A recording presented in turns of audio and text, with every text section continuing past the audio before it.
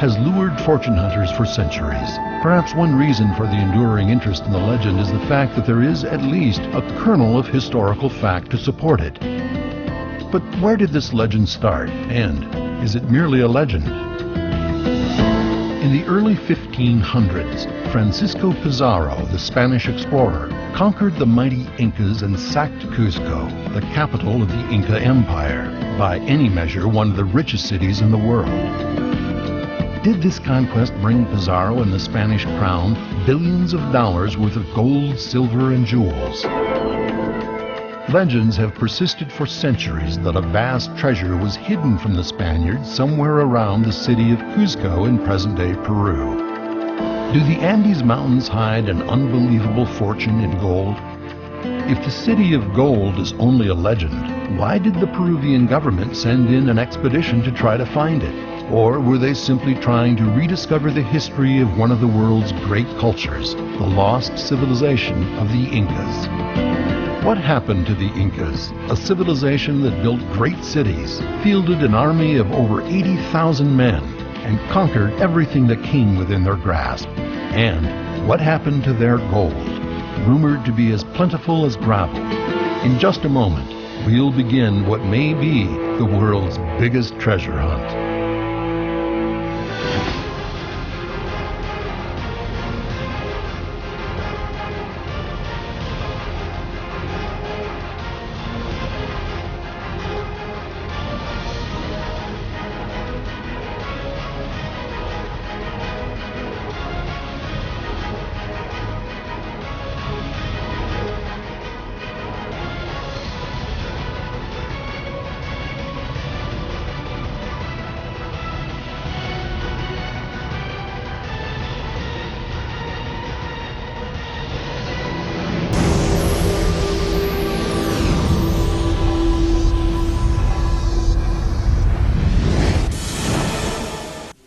In 1532, Francisco Pizarro, a Spanish adventurer and explorer, with only a handful of men, conquered the mightiest army in the world.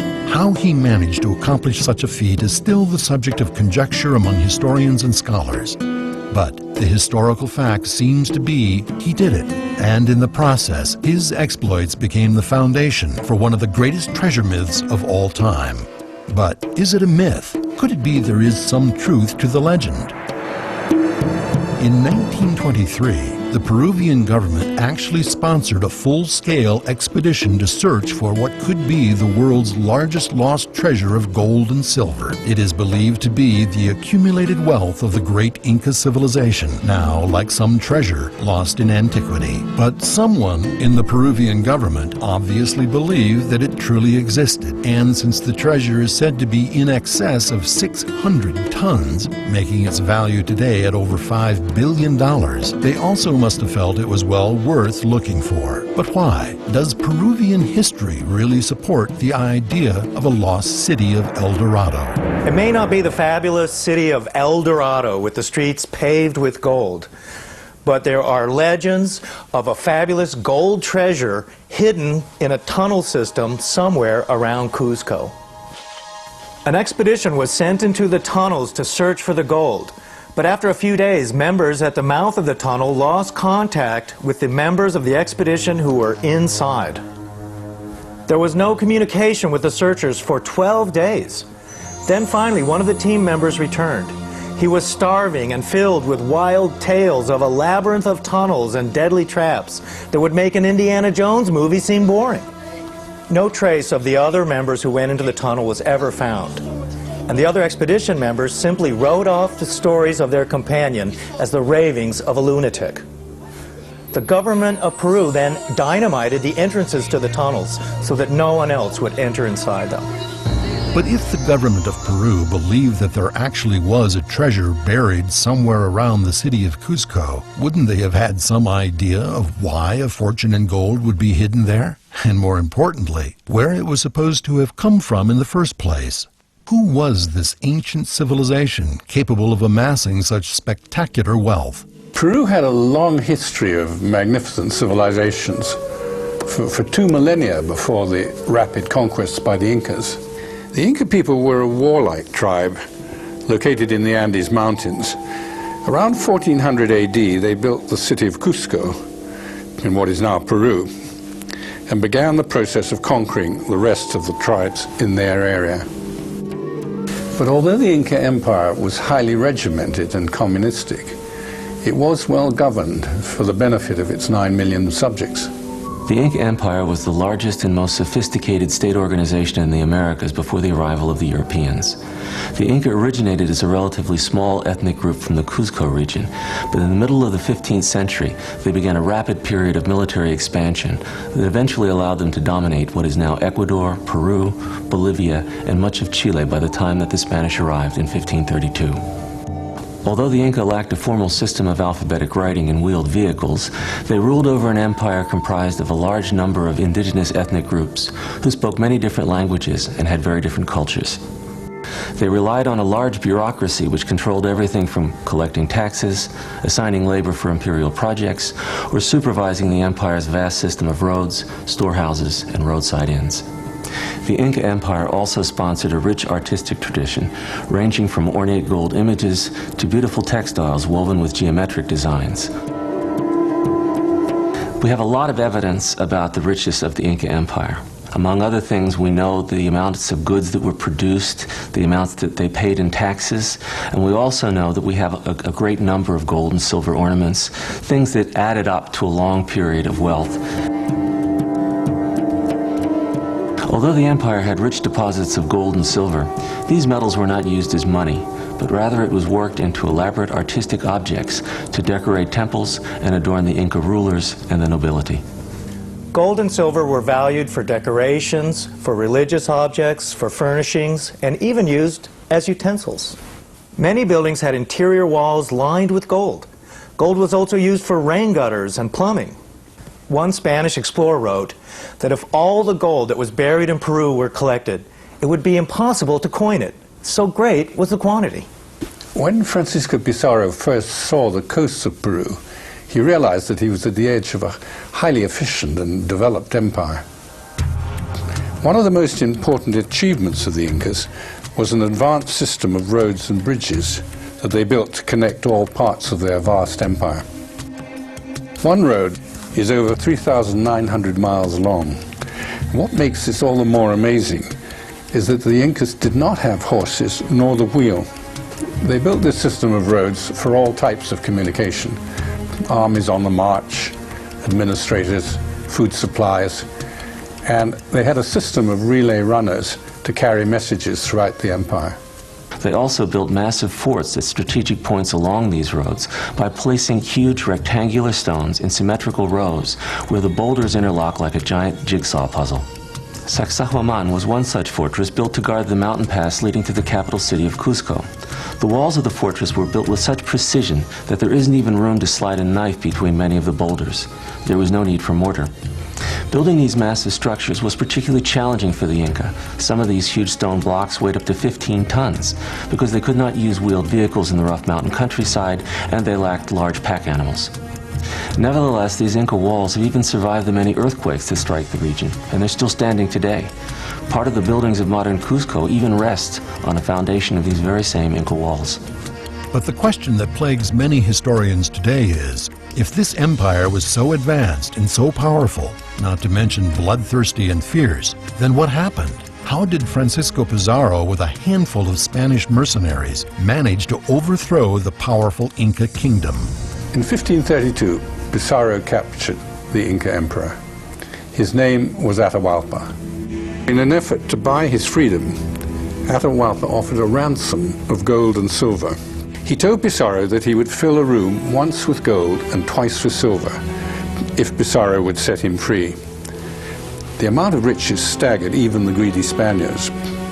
So Pizarro's secretary drew up a contract with Atahualpa that would guarantee his release when the ransom was paid. It took 8 months to assemble all that treasure. The entire ransom of gold and silver was worth over $91 million in precious metals, but actually far more if you add the value of the works of art that were being crushed and melted down. It is almost humorous to note that when Atahualpa set his ransom as a room full of gold, To the Incas, paying this ransom was like paying in pots and pans and old plumbing and rain gutters.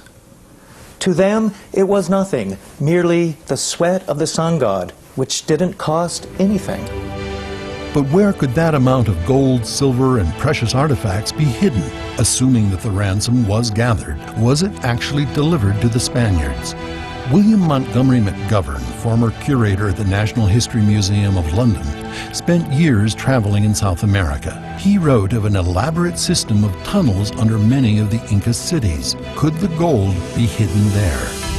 On one trip to the Inca fortress of Sacsayhuaman, they found a tunnel that was believed to connect all the way to the Sun Temple in Cuzco.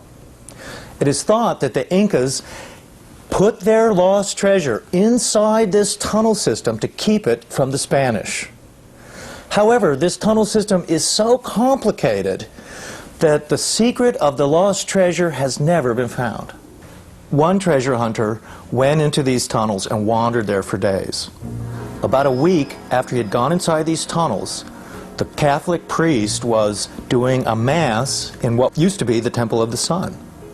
They heard this loud rapping noise on the floor of the church. The people in the church got very frightened, but they got down and removed one of the stones from the floor of the church. And then this treasure hunter came out of the tunnels with a bar of gold in each of his hands. He never really lived to enjoy this treasure from the tunnel system because he went crazy and he died shortly afterwards. McGovern wrote that after the man returned, many men followed his trail into the tunnels, never to be seen again.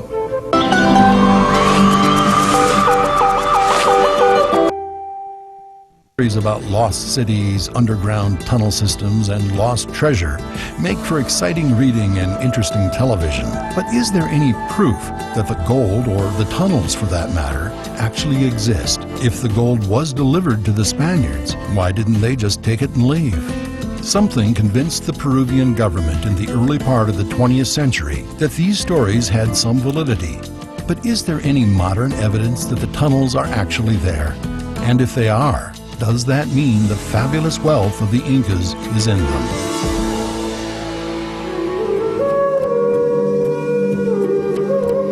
There are a number of stories about people becoming lost in the tunnels of the Andes Mountains. But are they based on fact? When it comes to the idea of hidden treasure, myth and reality often get lost in a fog of wishful thinking that tends to obscure the truth. What evidence is there that the tunnels are really there? And even if they are, what makes historians and researchers think there is gold to be found in them? In 1972, the city of Lima, Peru, was rocked by a powerful earthquake that destroyed much of the city. During the salvage work, workers found long underground passages that no one ever had known existed. During the course of examining these tunnels, authorities were astounded to find that large parts of the city were undercut by tunnels, all leading into the Andes Mountains. Unfortunately, it was impossible to discover where these tunnels actually led because, over the centuries, many of them had collapsed. Even today, a Spanish television station is trying to get permission from the Peruvian government to go into the tunnel system beneath the Temple of the Sun. But the bureaucracy and the red tape in Peru are so horrendous that getting this permission could easily take years. The stories of the tunnels, it seems, are true after all. But does it necessarily follow that there is gold buried in them? The Indians that are considered the descendants of the Inca Empire live very simple lives in what we would almost call extreme poverty. Yet, a popular fashion for these Indians is very bright, very expensive gold teeth. An Indian will come to a dentist wanting a few gold teeth. He will provide the dentist with a lump of gold or an artifact. The dentist performs the work, no questions asked. He keeps a portion of the gold as payment, and the patient returns to his life of poverty, but with a golden smile that is the pride of many of these communities. The question is quite naturally asked. Where do the Indians get this gold? Is it part of the hidden treasure of the Incas? The idea that there are tons of gold just waiting to be found has fascinated men for centuries. But even given the fact that the Inca used gold like we use plaster, how did Pizarro manage to overcome the most powerful army on the continent with just a few men and make good his demand for an enormous ransom? That Francisco Pizarro, with only a small band of soldiers, was able to conquer a sophisticated empire of several million people is a feat that has never been duplicated and probably never will be. The plan that Pizarro used, in retrospect, seems almost suicidal, but it worked from a combination of luck and surprise. When Francisco Pizarro landed in Peru to try to conquer it for Spain, the Inca leaders had been engaged in a civil war between two brothers claiming the throne. Atahualpa had emerged victorious and was in the field with his huge army. Pizarro advanced up into the mountains and came to a meeting with the Inca in a city called Cajamarca. Estimates of the Inca army ranged from 30,000 to 80,000 troops. Pizarro had 160 men. One young page wrote in his journal that he saw Spanish soldiers urinate out of sheer terror at the sight of the size of the Inca army. But why would Pizarro even consider attacking an enemy when he was so vastly outnumbered? Was his lust for gold so strong he had taken leave of his senses? Or had he discerned something about the Inca culture and religion that would allow him to employ a tactic so breathtakingly outrageous that it would never be expected?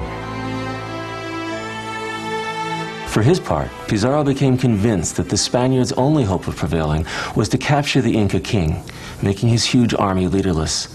To accomplish this, he planned to surprise Atahualpa and attack from ambush in the enclosed central square of Cajamarca, where they were to meet. Pizarro placed 8 or 9 musketeers and 4 pieces of artillery at one end of the plaza in Cajamarca. The rest of the Spaniards were hiding in the surrounding buildings, both on foot and on horseback.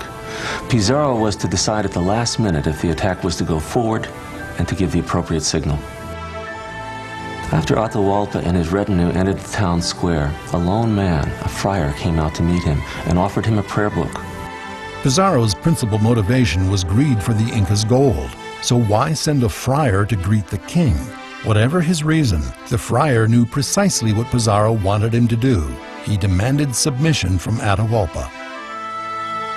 The friar told the emperor that all the deities of the Incas were false, and that the only true God was the Christian God of the Spaniards. When Atahualpa asked how the friar knew all these things, the friar responded by handing the Inca a Bible. The Incas had no written language, and Atahualpa had no idea what to do with the book. He held it to his ear, and it made no sound. So finally he threw it away in disgust. The friar ran back to his hidden comrades, crying out for them to attack the dogs who had rejected the true God. At that point, Pizarro ordered the firing of their only guns, which signaled for the soldiers on foot and on horseback to launch their attack. The Spaniards on horseback rode into the throng, swinging their razor-sharp swords at the Inca warriors and courtiers packed into the square. In the chaos and confusion, instead of fighting, many of the warriors attempted to flee over the walls, only to fall back into the square. They were trampled by others who were also trying to escape. Thousands of Incas were suffocated as more and more of their brethren fell on the pile. Finally, the pressure on one of the walls became so great that the wall collapsed, allowing many of the warriors to escape. The Spanish rode after them, slashing and killing as they went. Meanwhile, the carriage bearers were still attempting to hold the supreme Inca aloft. Pizarro himself came after them, killing and hacking off the limbs of those holding on to the carriage. When one man would be killed or lose an arm, another would step into his place. The pile of bodies around Atahualpa eventually became so high that Pizarro, aided by some of his men on horseback, was able to get up close to the carriage and pull the Inca down to the ground. He was now captured by the Spanish, who held him for ransom, and later he was executed by strangulation. 2 hours' time, Pizarro and his small band had routed an army of 80,000 men. Almost 7,000 Inca warriors were slain, and numerous others had lost arms, hands, or other limbs. How was this possible? Why didn't the Inca warriors fight back?